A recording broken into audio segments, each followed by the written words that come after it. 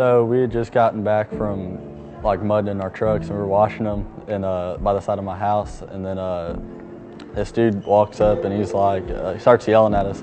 Me and Tyler thought he was going to call the cops on us for something, because that's usually what happens when a parent's yelling at us. And then he said somebody collapsed and handed me the phone and told him to talk to the 911 operator. And then I started talking to him, telling him what was going on, because I'd walked over there. When he's talking on the phone, I went and ran over there. And as soon as I got over there, I checked for a pulse, and there was no pulse. And his face was purple. I could tell he wasn't getting any oxygen. And the white in his eyes was also purple. And I started doing compressions. And then he started counting it off for Tyler to like 1, 2, then take a break, then 1, 2, and then worked us through that. I kept on doing compressions, and finally he took like a big old gasp of air, but he wasn't conscious at all. And he took a gasp of air, so I stopped for a second, and then I kept on going, and I heard some cracking, which was his ribs breaking. But they say if you're doing compressions right, it's going to break their ribs. EMS took about like 5 minutes maybe, not even. And then they were down there to him like 2 minutes after they arrived.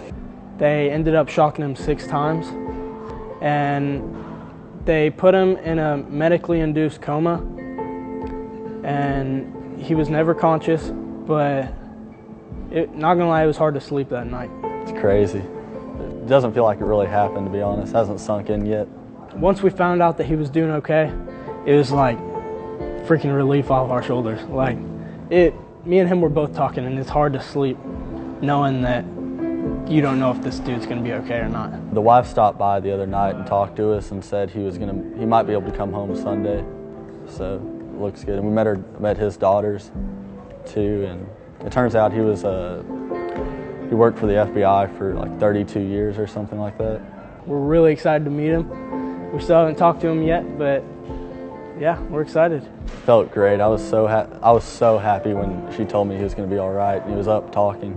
The chief of police gave me and Nick each, they call it a challenge coin, and it's for good deeds, and it's like crazy to get them. It's crazy rare. There was not a single firefighter there that's gotten one, and one of them was working there for 14 years. To thank y'all for being a part of saving a man's life, because y'all were critical in that to take place. Try to come up with a stronger, more powerful word than proud, but really ultimately it just boils down to I'm super proud of our students. Save somebody's life. That is amazing.